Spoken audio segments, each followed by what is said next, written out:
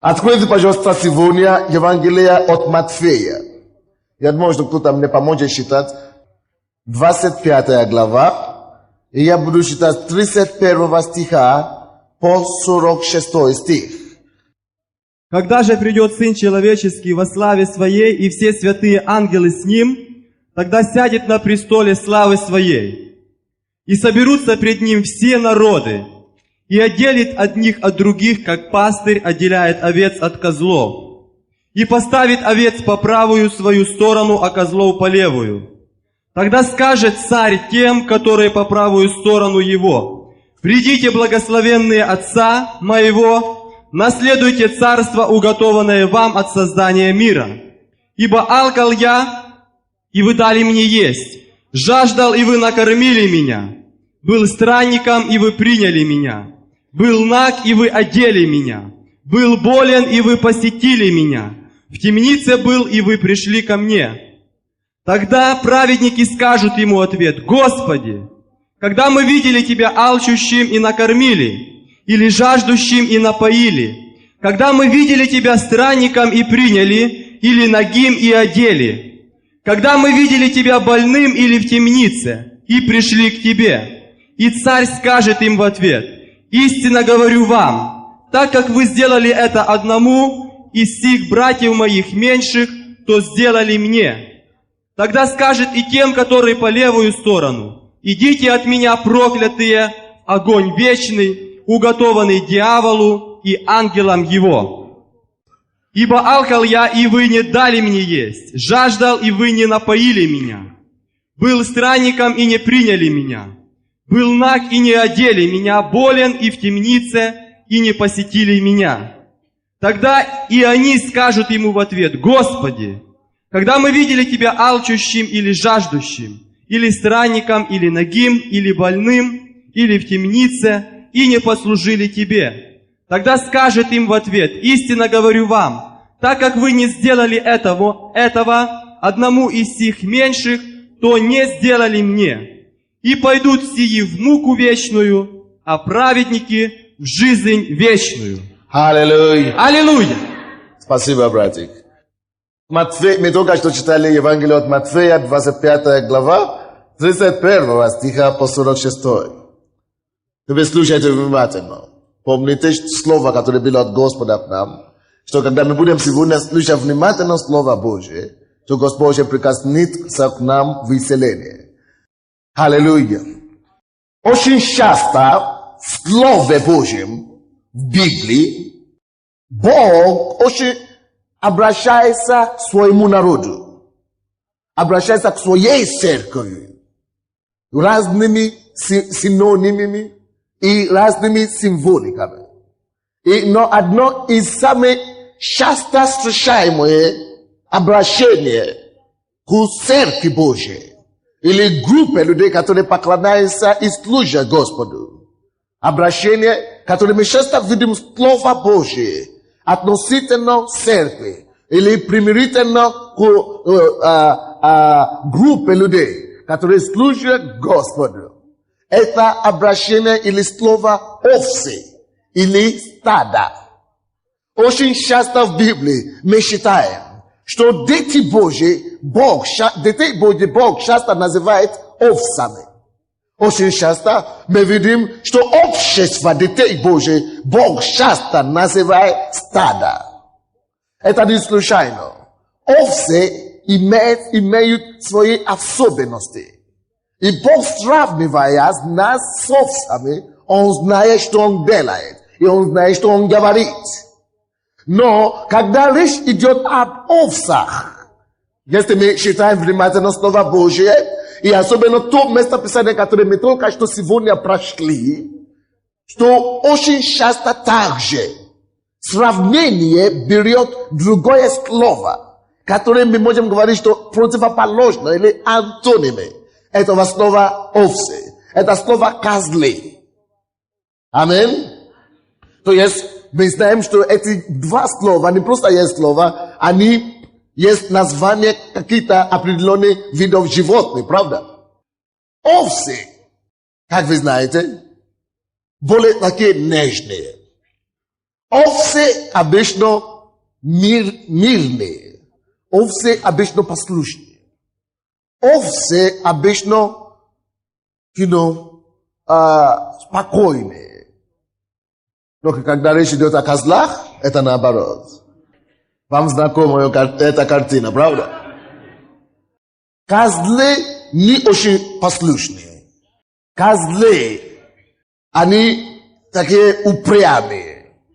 Козлы очень часто являются причиной беспокойства и бунта. На козлах вы можете приложить все отрицательные эпитеты, которые возможны. Серьезно. Но тут Бог нам говорит о Церкви Божьей. Бог говорит о присутствии, о суде, то есть последние дни. Когда люди будут получать по своим наградам, когда суд Божий будет на людей.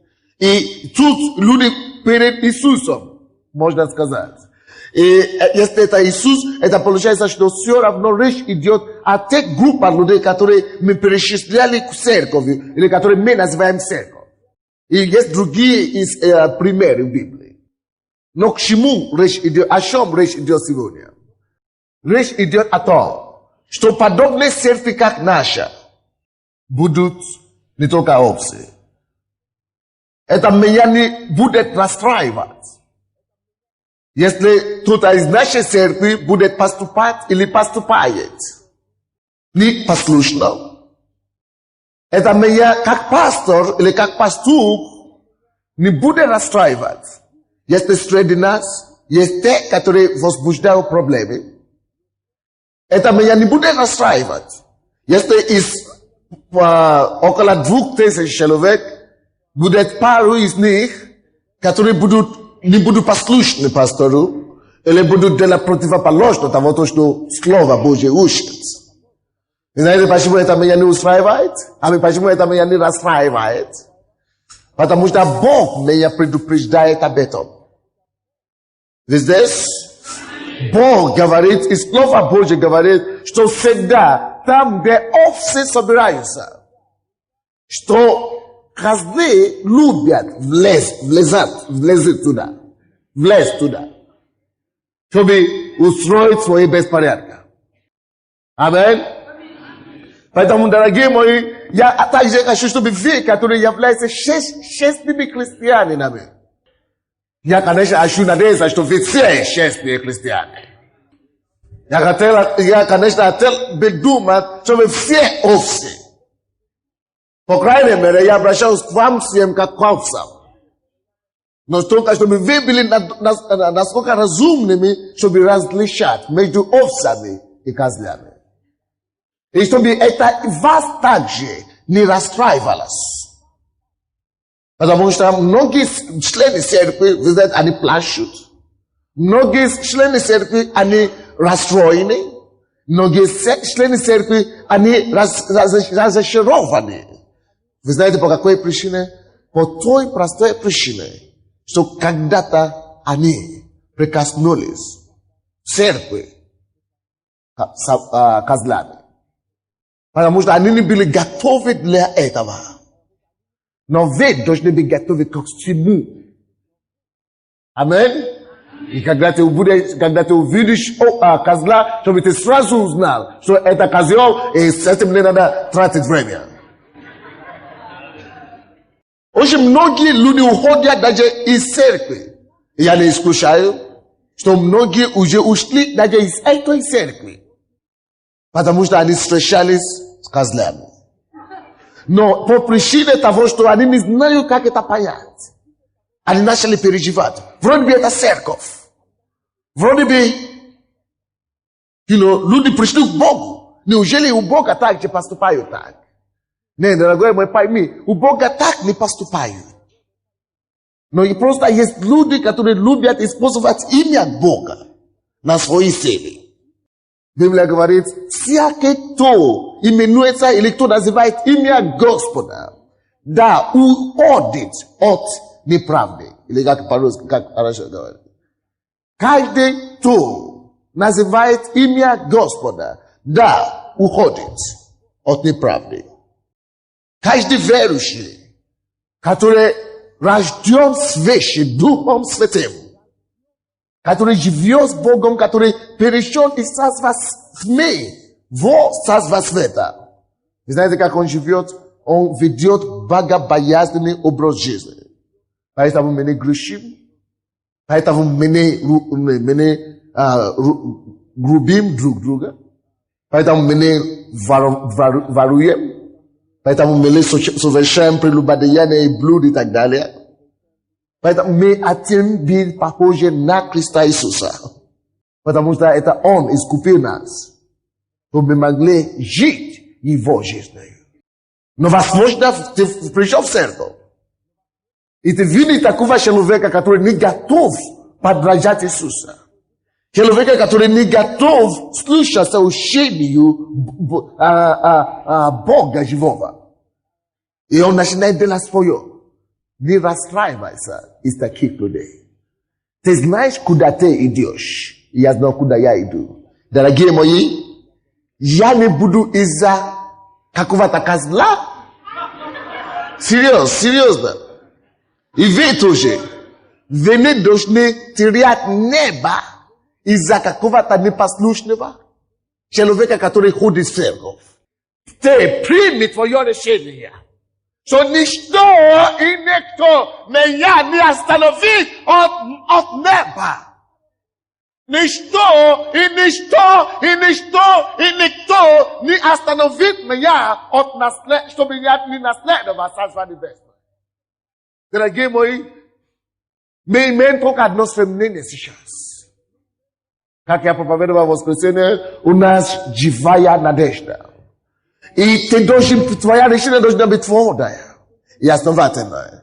Ты уже принял решение достигать Царства Божие. Ты уже принял решение идти за Христом до конца.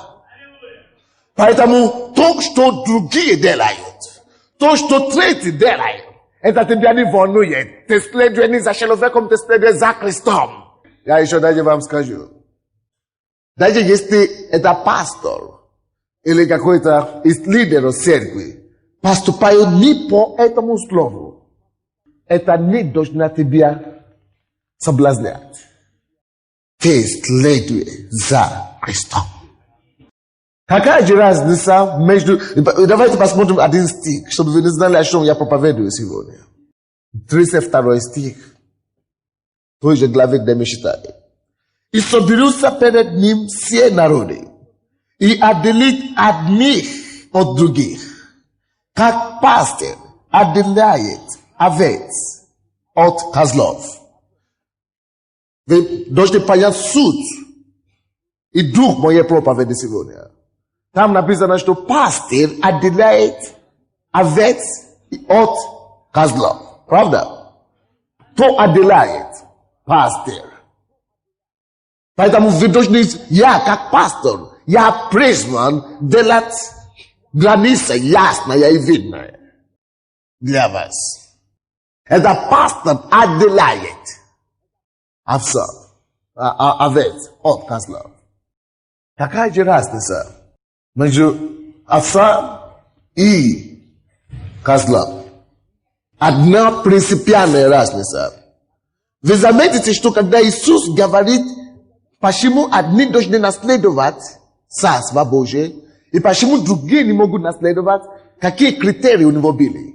Он говорит, я был голоден, вы меня кормили, я был странником, вы меня приняли, и так далее, и так далее. Одни приняли, одни кормили, а другие того не делали. На каком же основании Бог дает столь суровое осуждение? Это потому что Иисус учил их. Вы слушаете сюда? Иисус учил их делать этого. Здесь, истинное благочестие. Не просто я верю, аллилуйя, я верю, аллилуйя. Истинное благочестие всегда имеет добрые дела. Есть то, что мы называем плод или плоды покаяния. Твоя жизнь должна меняться. Ты должен жить. И твоя жизнь должна сообразовываться Словом Божьим со Христом Иисусом. Поэтому Иисус учил людей быть нормальными, быть добрыми, быть, нежными, быть богобоязненными, быть и жить свято.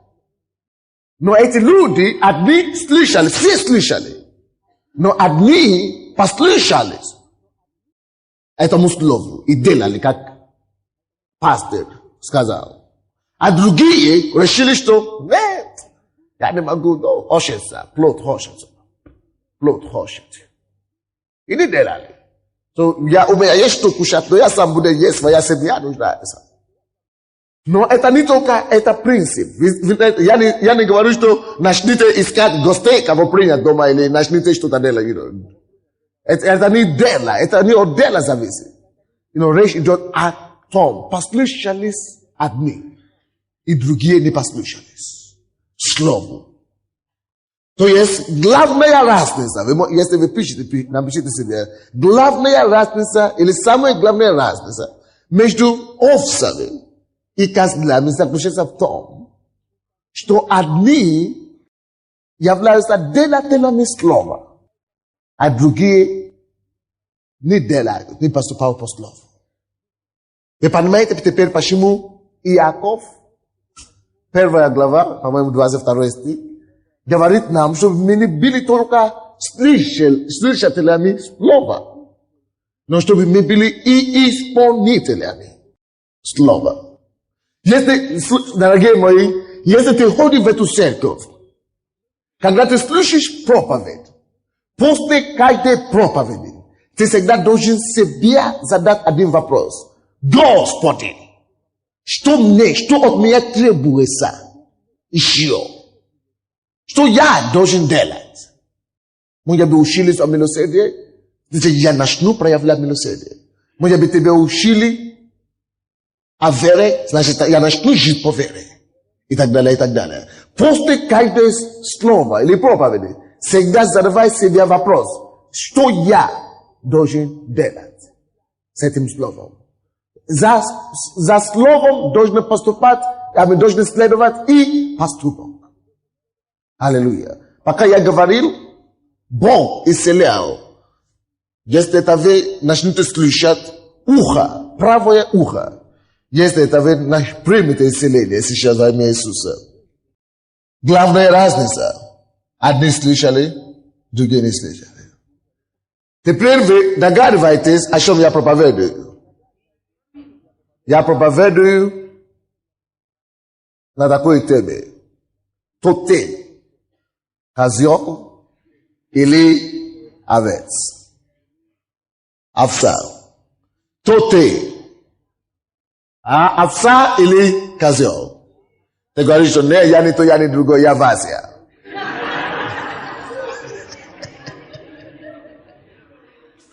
Алло, конечно, ты Вася или Наташа. Но по сердцу, по характеру, кто ты такой? Читайте, пожалуйста, 41 стиха по 45.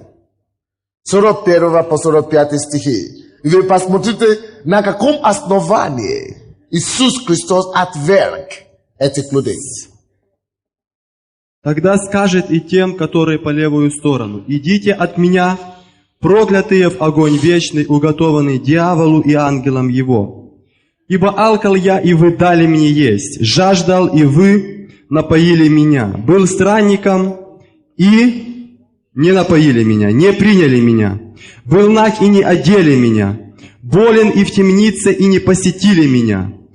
Тогда и они скажут ему в ответ: Господи, когда мы видели Тебя алчущим, или жаждущим, или странником, или нагим, или больным, или в темнице, и не послужили Тебе. Тогда скажет им в ответ: истинно говорю вам, так как вы не сделали этого одному из сих меньших, то не сделали мне. И пойдут эти в муку вечную, а праведники в жизнь вечную. Аминь. Спасибо, брат. Вы знаете, многие из людей, которые живут на свете, в Киеве сегодня, не только из тех, которые ходят в церковь, те, которые ходят в церковь в тем более. Многие из них, если бы Иисус явился им прямо сейчас, все стали бы добрыми. Обязательно. Все скажут, Иисус, я святой. Давай, что тебе надо? Квартиру? Мать моя, я уйду вообще, собственно, ты живи. Что тебе надо? Кушать. Ты что, я накрою стол сейчас. Они накроют такой стол, что даже за 3 дня он не поправит. Он не справится с этим. То есть они ждут, чтобы Иисус там явился. Вы слышали ответ этих людей? Когда Иисус сказал им, вы меня не кормили, вы меня не приняли, не посещали и так далее. Они сказали, Господи, когда? Они были честными. Они были уверены, что они точно никогда не встретились с Иисусом. И не напоили его. То если бы мы встретились с ним, и мы узнали его, вы что? Мы бы это делали. Но, дорогой мой, Иисус сам уже не придет. Иисус говорит, я теперь прихожу к вам в лицо самые меньшие из этих людей. Если бы это я нуждал, что в картошке или сало, допустим, я знал, точно вы бы мне дали. Но Бог не говорит, что из больших этих, из маленьких. Сделаешь ли ты это для самых маленьких, для самых неважного члена этой церкви, вот тогда это для Иисуса. Каждый христианин несет в себя Иисуса. Поэтому все то, что ты делаешь для каждого христианина, ты делаешь для кого? Для Иисуса. Но поймите, это не только есть дело. Вы поймите, что речь идет сейчас о том, что следует, или то, что должно следовать за вашей верой и всеми вашими христианскими хождениями и поступками. Вы поняли, да? То есть мы должны подкреплять нашу веру делами. Мы должны быть христианами, не только в словах, но и в деле. Если вы увидите некоторыми христианами на улице, вам даже будет стыдно приветствовать здорового со ними. Потому что в церкви они такие святые, но на улице стали хулиганами. Но если вы ходите в церковь слова веры, то меня там не будет, но Бог там с вами. Вот он видит всякое время. Живи по слову, по совести. Живи по слову. Слушай согласно пастору. Сегодня, по-моему, сегодня или вчера, я разговаривал с одной сестрой. Она рассказывала мне, это вообще, когда я разговаривал с ней, Бог мне сказал после этого, что проповедай на этой теме. Я получил проповедь, потому что я с ней разговаривал. Это даже я звонил ей. Я встал утром, Бог Дух Святой мне сказал, позвони этой сестре. Я давно ее не звонил, она вообще из другой церкви. Я позвонил ей, я разговаривал. Она мне начала говорить о том, что христиане делают. Ну, хорошо, я просто ей говорю то же самое, что есть козлы, есть овцы. Но после этого Дух Святой мне говорит, проповедай нашу веру.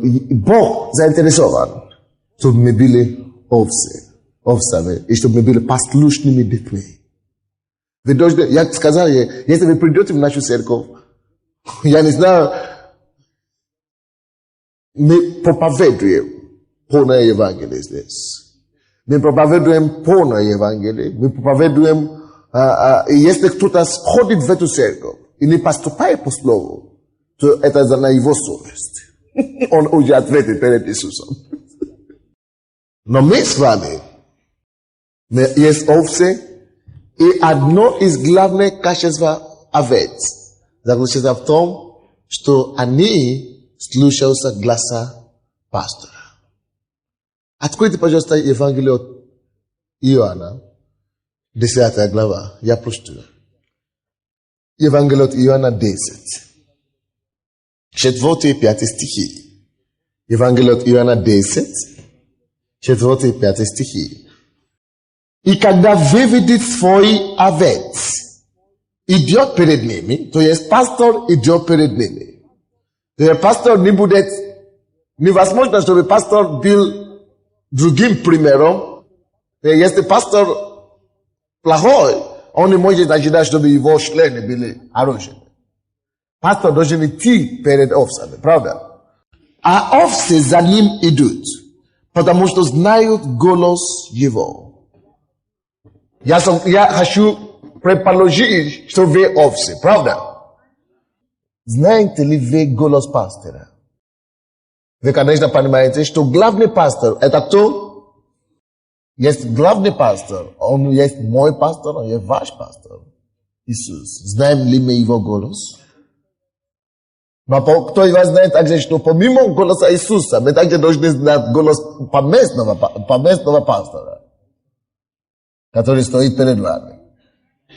И другие пасторы, которые здесь и лидеры. Библия говорит, мы должны знать голос пастора и следовать. Если овцы, заметьте, пожалуйста, если овцы следуют за голосом пастора, то козлы, они не следуют за голосом. Козел знает, что пастор зовет, а он идет противоположно. Не будь козлом. Будь покорным. Не будь бунтовщиком. Ты знаешь, что будет с бунтовщиками потом? Бог отделяет их. Не дай Бог, чтобы это случилось с одним из нас во имя Иисуса. Аллилуйя. И 5 стих. За чужим жени идут, но бегут от него, потому что не знают чужого голоса. Вам не надо знать чужой голос. Знаете голос пастора. Аминь. Давайте откроем, пожалуйста, я вижу, наше время уже подходит к концу. 1 Фессалоникийцам, 5 глава. 1 послание Фессалоникийцам, 5 глава. С 12 по 15 стихи.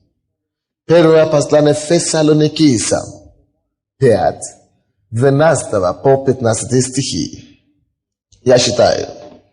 Просим же вас, братья, уважать трудящихся у вас и предстоятелей ваших в Господе, и разумляющих вас, и посчитать их преимущественно с любовью за дела их, будто в мире между собой.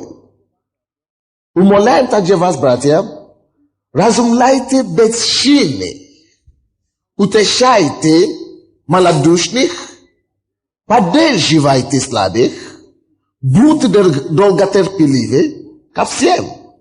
Смотрите, чтобы кто, кому не воздавал злом за зло, но всегда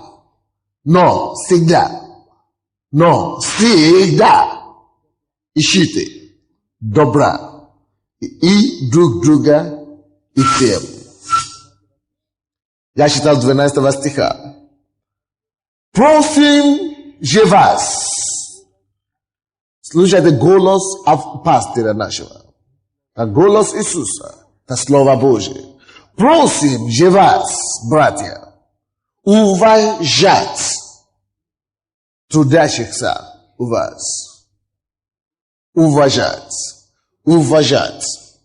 Ты можешь быть профессор в зале.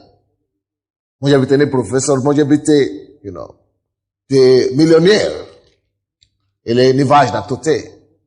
Если ты в церкви Бога Живого, то ты должен знать так же, как поступать в этом Доме Божьем, который есть столб и утверждение истины. И тут мы уважаем друг друга.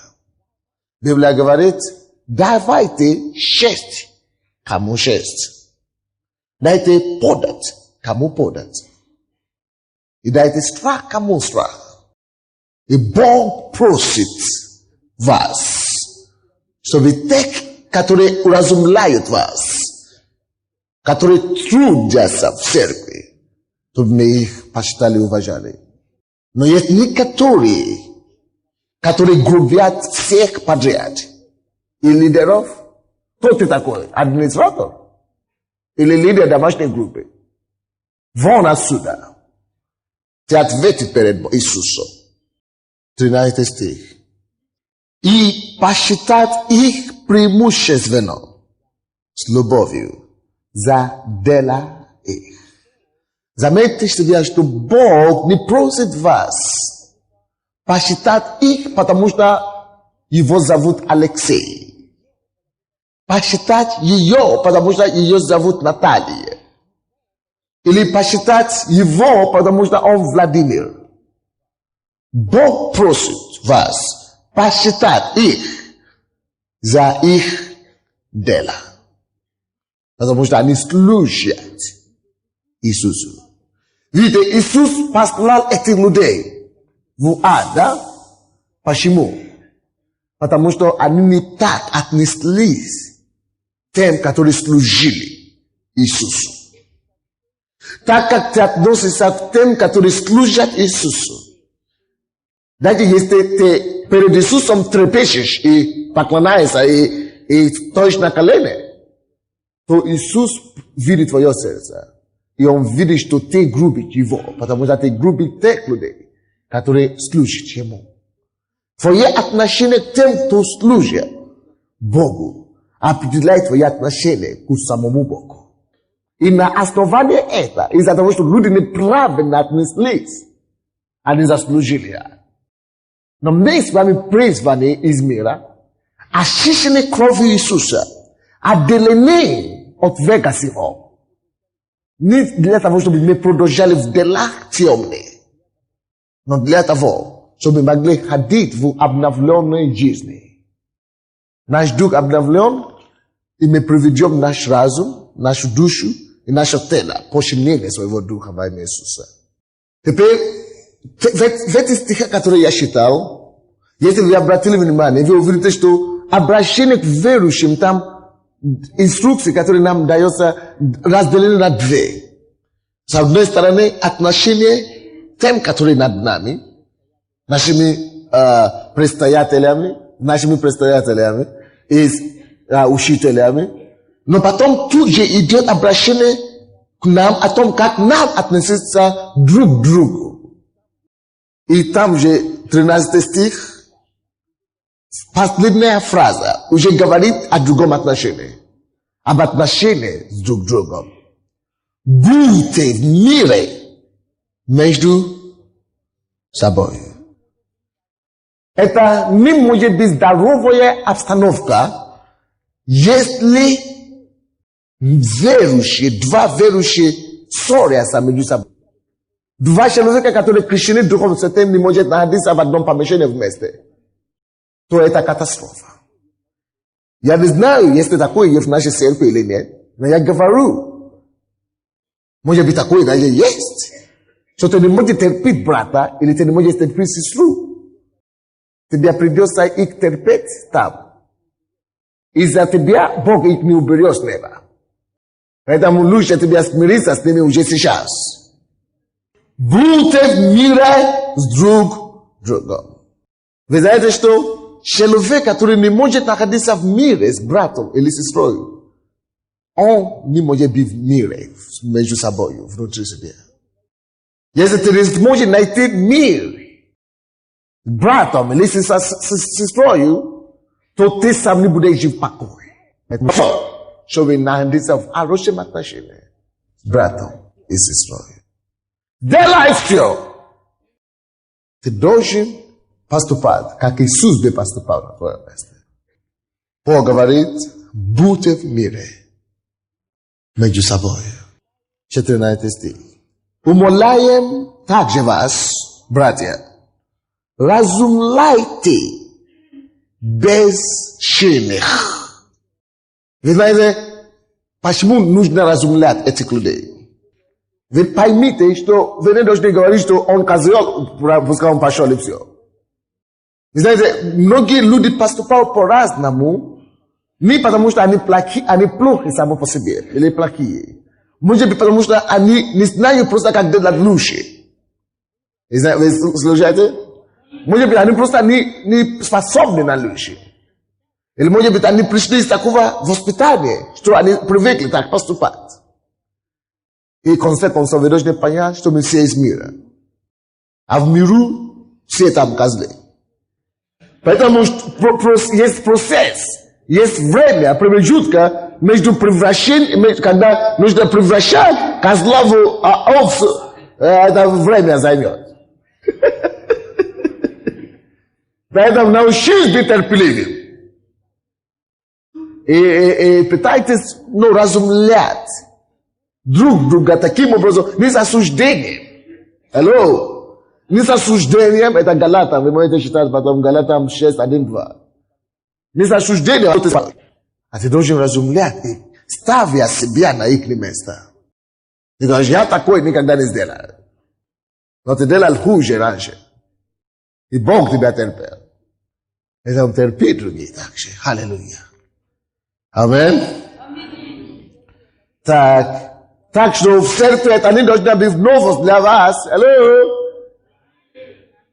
Библия говорит, разумляйте безчинных, так что безчинных я в церкви. Алло. Библия говорит, чтобы мы разумляли их, правда? Это значит, они есть в церкви. Есть? Есть, что поделаешь. Если бы все приходят сюда готовыми, тогда нету работы для нас. Получается. Поэтому мы принимаем все хуже, которые в миру. Но мы гордимся в Господе, что Бог превращает их в святых. Но это уже другое дело, если он не хочет быть святой, он не хочет меняться, он хочет оставаться таким козлом, тогда не подойдем в стадии овец, получается. Значит, он сам уже, пускай разберет, Бог сам разберется с ним. Но есть те, которые хотят учиться, мы разумляем их. Аминь. И Бог также говорит, поддерживайте слабых. Братья и сестры, мы не должны давить на слабых. Бизнесмены, вы не угнетайте слабых. Начальники цеху и завода, директора, предприятий и так далее. Мы не угнетаем слабых. Мы поддерживаем их. Аминь. Будьте христианами, в конце концов. Каждый получит потому, то, что он посеял. Поэтому посейте хорошие семена, чтобы пожинать хорошие плода. Сейте в жизни других, так, чтобы Бог мог сеять на ваше поле. Поддерживайте слабых, чтобы Бог может поддерживать вас в ваши моменты слабости. Он всех бывает в моменты слабости. Оказайте помощь нуждающимся, так, чтобы Бог мог найти вас во время вашей нужды. Делайте с другими то, что вы хотите, чтобы они делали с вами. Аллилуйя. Будьте терпеливы ко всем. Вы слышали это? Терпеливы. Кому? Может быть, только к пастору, к лидерам. Даже если он самый коренной козел с этими рогами, или как это? С рогами. Будь терпелив ко всем козлам также. 15 стих. Смотрите, чтобы то, кому не подавать злом за зло, но всегда ищите добра и друг другу, и всем. Ищите добра не только себе. Вы заметили? Вы должны искать добра не только своей семьи, но ищите добра друг другу и всем. Друг другу и всем. Это так овцы поступают. Так овцы живут. О козлах говорится уже. Все понятно. Давайте все станем. Поговори с Богом о своей жизни. Пускай Господь изменяет тебя, потому что есть суд, который идет на козлов, есть суд на козлах. Наследуют Царство Божие, наследуют Царство Божие только овцы. Овцы! Прими решение быть овца сегодня. Shababalibo hosi katanda marika santaya. Oh, Господь, измени нас. Измени Твою церковь, Господь. Утверждай нас в добрах. Утверждай нас в добрых делах, Господь. Шабабалибо сиха халомоко сокотондо. Мы хотим быть послушными. Мы хотим быть послушными, Господь. Послушны Твоему Слову. Послушным Твоему Слову. Ходить за Тобой. О, измени нас. О, измени нас. Чтобы мы могли быть такие, как Ты хочешь, чтобы мы были, Господь. Такие, как Ты хочешь, чтобы мы были, Господь. Такие, как Ты хочешь, чтобы мы были. Такие, как Ты хочешь, чтобы мы были. Измени нас. Измени нас. Шакасала баба бабоси кетендерия. Поговорите с Богом, дорогие братья. Братья и сестры, поговорите с Ним. Поговорите с Ним, аллилуйя. Шала раба баба лика саба косукете раба бобоси ката ломо косокотенде каталанда. О, мы славим Тебя, Господь. Мы славим Тебя, Иисус, аллилуйя. Баба баба лике селеке тендерия ялама косондори. Скажи, что ты вообще быть делателями слова, а не только исполнителем. Делатели слова. Делатели слова. Делатели слова. Послушный Иисус. Аллилуйя. Аминь. Господь, мы услышали Твое Слово сегодня. Дух Бога живого. Твое Слово говорит, чтобы мы проповедовали Слово Твое. И что Ты утвердит это Слово чудесами и знамениями. Я прошу, чтобы Ты творил чудо послушания в этой церкви. Чтобы Ты творил чудо в сердцах наших. Так, чтобы мы жили, принося Тебе плода. Живя в Духе и прославляя Тебя. Во имя Иисуса Христа. Аминь. Вы могли бы сказать, почему такие люди еще в церкви? Почему Бог терпит их? Послушайте, пожалуйста, слово.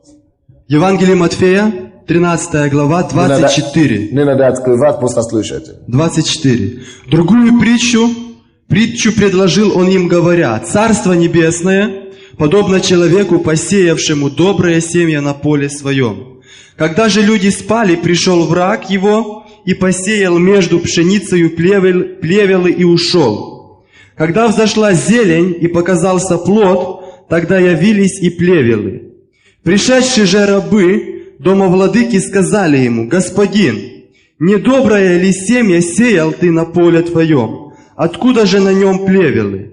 Он же сказал им: враг человек сделал это. А рабы сказали ему: хочешь ли мы пойдем выберем их? Но он сказал: нет, чтобы, выбирая плевелы, вы не выдергали вместе с ним пшеницы. Оставьте расти вместе то и другое до жатвы. И во время жатвы я скажу жнецам: соберите прежде плевелы и свяжите их в связки, чтобы сжечь их, а пшеницу уберите в житницу мою. Когда взошла зелень и плод плевел, пришедшие же рабы домовладыки сказали ему: Господин, недоброе ли семя сеял ты на поле твоем? Слушайте, пожалуйста, внимательно. Прочти еще раз. Пришедшие же рабы домовладыки сказали ему: Господин, недоброе ли семя сеял ты на поле твоем? Откуда же на нем плевелы? Он же сказал им: враг человек сделал это. А рабы сказали ему: хочешь ли, пойдем выберем их? Но он сказал: нет, чтобы, выбирая плевелы, вы не выдергали вместе с ним пшеницы. Оставьте расти вместе то и другое до жатвы. И во время жатвы я скажу жнецам: соберите прежде плевелы и свяжите их в связки, чтобы сжечь их, а пшеницу уберите в житницу мою. Вы знаете, Бог знает, что Он делает. Вы слышите меня? Бог знает, что Он делает. Если то из вас решил делать добро и слушаться слову и жить по слову, пускай он продолжает. Если кто из вас решил поступать, как он хочет, я хозяин своей жизни, пускай он продолжает. Придет день жатвы, когда Господь произведет отличие между плевом и щересой. Аминь.